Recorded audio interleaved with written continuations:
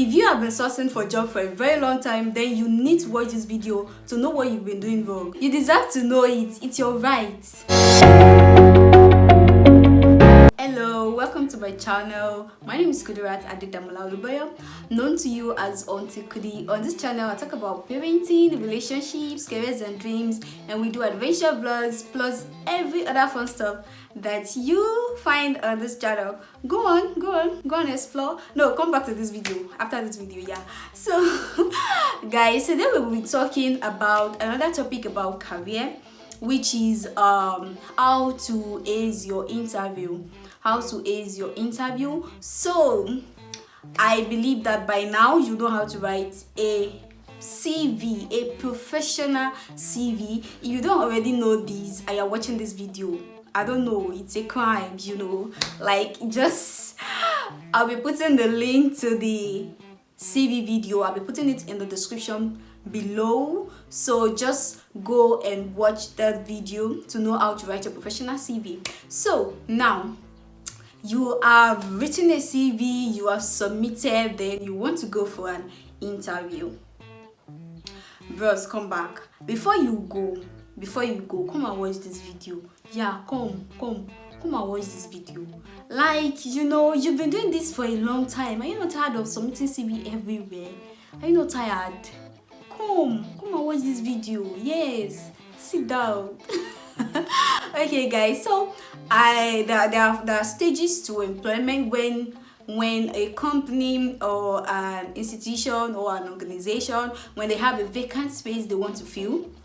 Fine, the first thing they do is advertisement. They make advertisements, and then, you know, when they make advertisement, they tell you, okay, these are the qualifications, these are the, you know, basic requirements. Then you submit your CV to an email or whatever.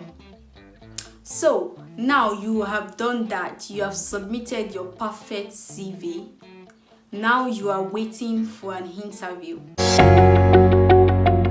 This is it, guys. The first stages to interview is, the first one is shortlisting. Because, you know, companies of course they will have a lot of CVs submitted, and, you know, maybe there is only 1 to 3 posts to be filled. It is very normal that a company will get more CVs than they required. Not that they'll require for 3 persons and they'll just get 3 CVs and they'll be like, okay, we have 3 CVs, we have 3 people we are looking for, let's just put them to the post. No. Especially if it is a big company, you know, the competition will be very, very high. So in shortlisting, they are going to look at the CVs. Okay, which CV has the qualification that we are looking for? That's the first thing, please.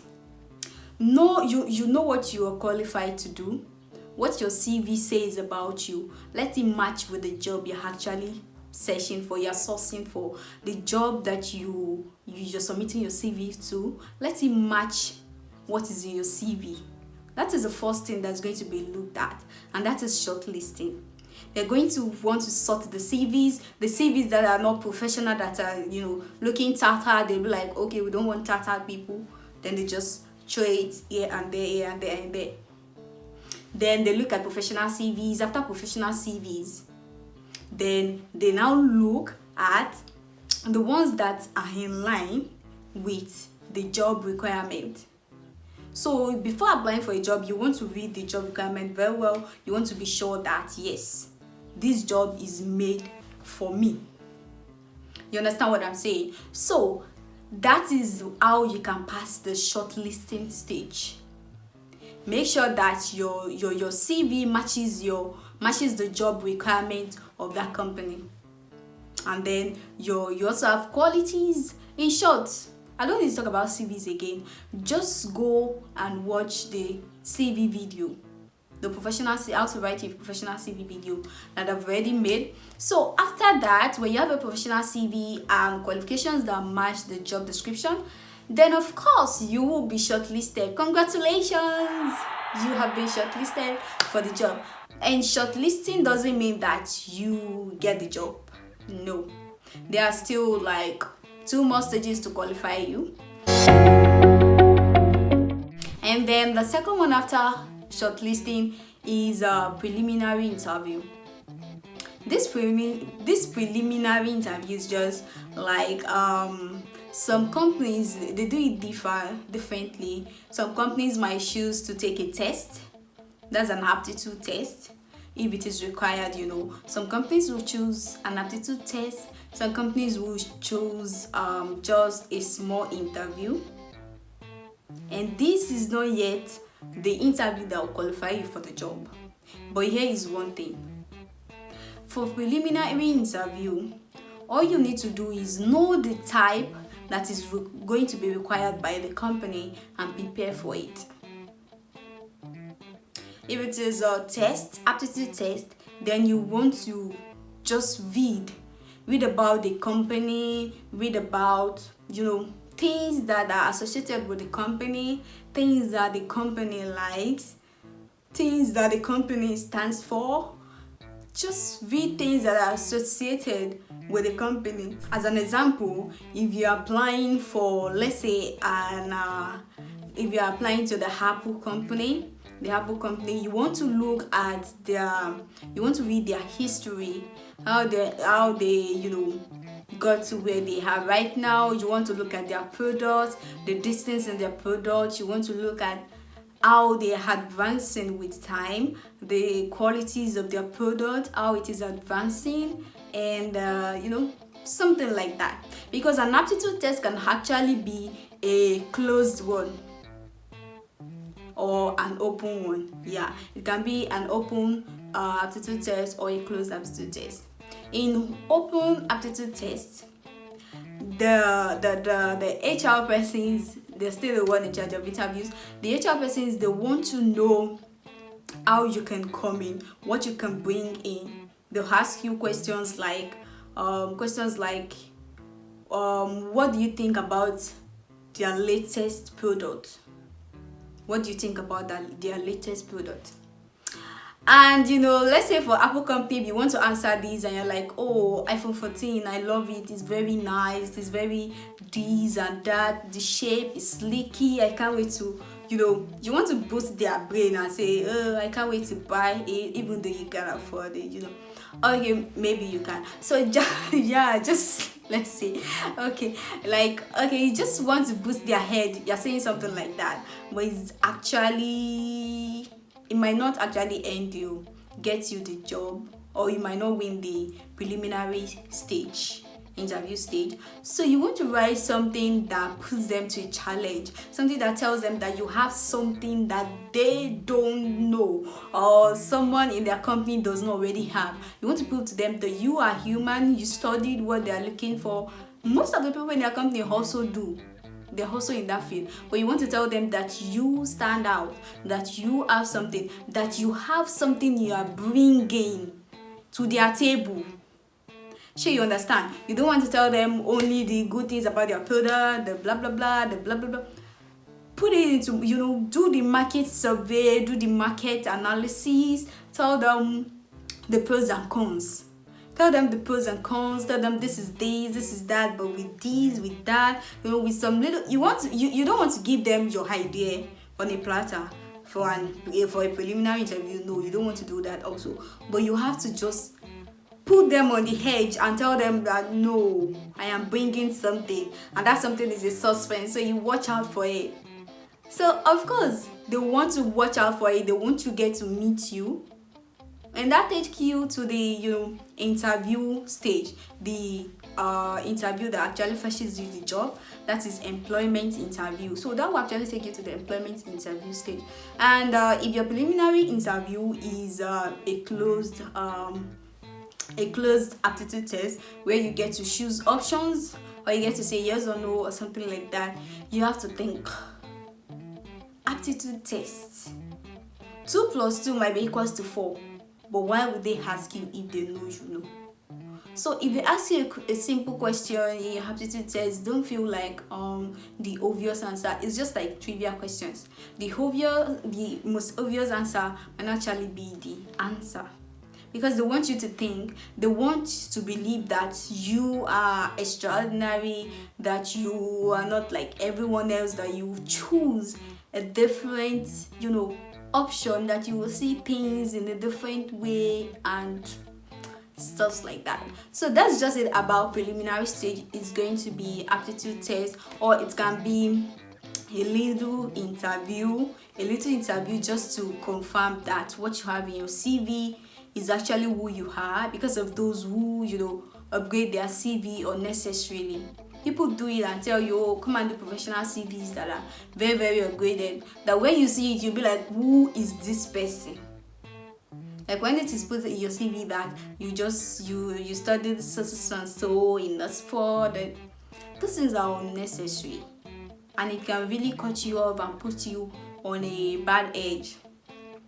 I don't know, bad face to the company. I don't even know. Like, just avoid those unnecessary permutations and all of that.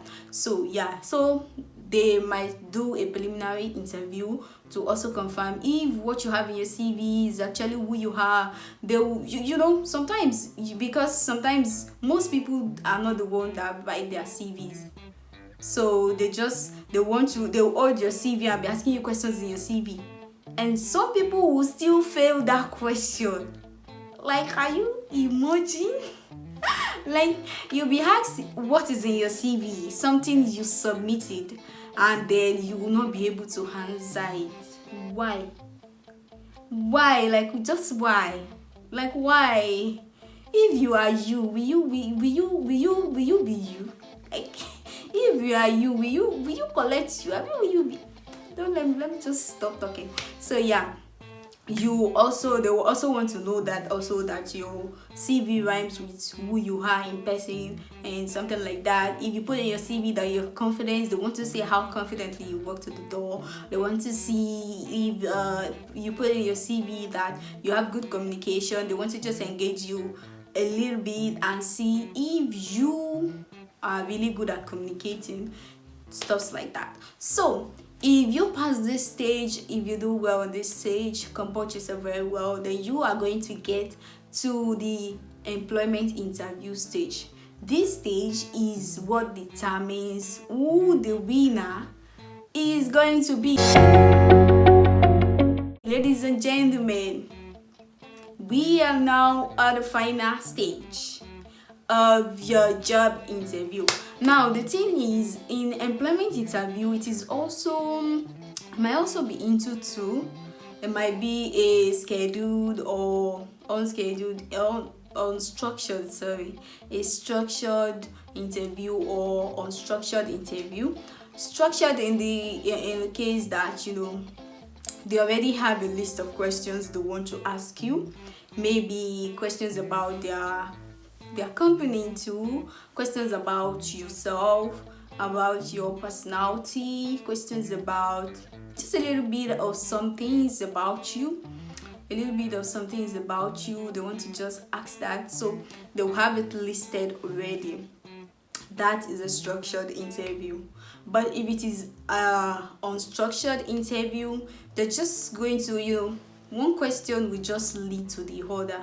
Like if they ask a particular question and say, how many years have you been in Lagos?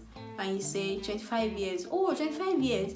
Were you there when okay, fine. 25 years. Oh, what part of Lagos have you been living in, this part of Lagos since that 25 years? And you'll be like, oh yes. Oh, so where was our company first located? Around this, where was our company first located before we moved here? And you don't know that kind of thing.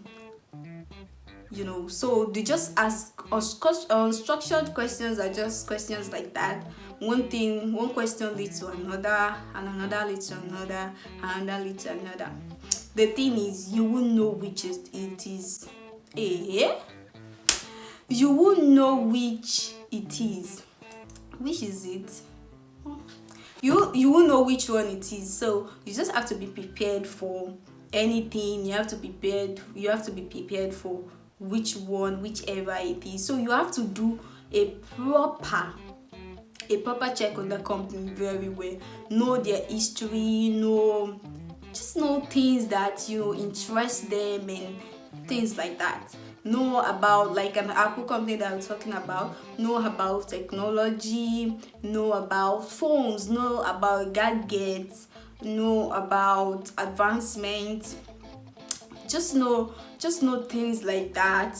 Just know things like that. So yeah, so when they ask a question, then they ask you another question, then the way you, even if you don't know a question, the way you answer that question, the way you answer the question will give them that kind of, okay, you have an idea.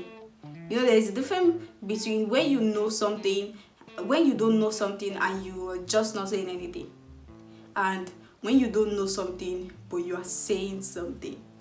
So when you don't know something but you're saying something, it kind of erase the fact that you don't know that thing. So you might just digress, you might just divert, and then the attention will be somewhere else, forgetting that they asked a question and you don't know it. So just for employment interview is a stage where you need to be smart, when you need to compose yourself, when you need to not have any fear, when you need to just work with your head, like just be ready for anything, just be at alert, because it is your job. You've gotten to this stage, you cannot just go back home and tell mama that no, it's not done again. Yeah, you need to go home and say, yeah, it is a done deal. So we have to just go already and prepared for anything, because most companies, they like to do their selection immediately. So the kind of impression you leave on them at that moment is what they are going to work on. So there is no time, they might not have the luxury of time to go back somewhere, relax themselves and be like, oh, yeah, what was the outcome of that, what should we do, who should. Immediately, if you make them feel impressed about you, then they just want to go in for you and something like that.